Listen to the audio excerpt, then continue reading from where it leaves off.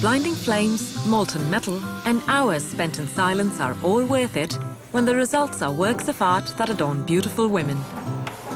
Jewellery making is what 54-year-old Wellingtonian NIgel Wong does best.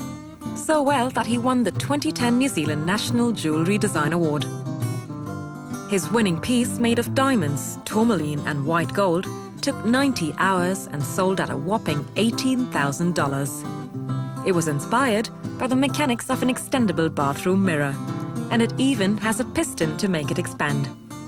I'm happy to win the competition, but it doesn't by any stretch of the imagination mean that I've reached the top or whatever. It's just, you know, it just signals to me that, you know, my peers acknowledge me for a piece of work that I've done.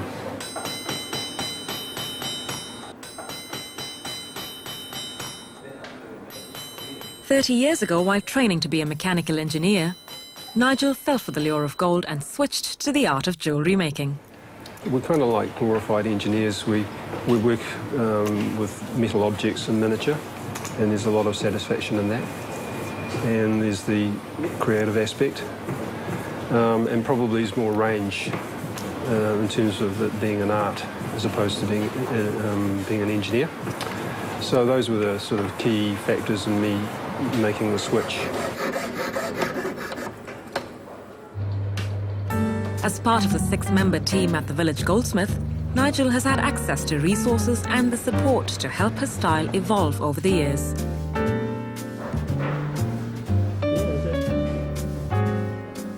I've been down many different tracks of being very organic, you know, like sinewy pieces, sort of more flowery, yeah. And then in recent times I've gone very structural.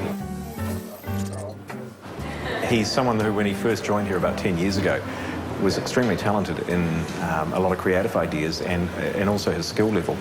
What we have at Village Goldsmith, though, is quite a depth of talent, and what we've been able to do is I suppose, nurture the skills that he had and refine them. Most jewellers who learn how to make jewellery don't actually learn how to set the stones because they're almost two separate parts of the industry. And so NIgel is now, you know, one of those very highly skilled individuals. While it pays to have artistic and engineering skills, NIgel's laurels come from years of disciplining himself. For me personally, it's the concentration, because as a kid, I didn't concentrate very well. And I think I've kind of chosen certain things in my life, certain activities, pursuits that force me to concentrate. Because at school, you know, I really had the attention span of of an insect. After years of cultivating his focus, today it's the buzz of motors, engines and gadgets that keep NIgel busy when he's not working. Designing and assembling complex radio-controlled boats and planes has even won NIgel World Championships. I think my modelling and my interest in art and creativity, that's all a part of being geeky. It's the enjoyment of gadgets, understanding how they work, and yeah, some sort of like a connection with form and function, you know.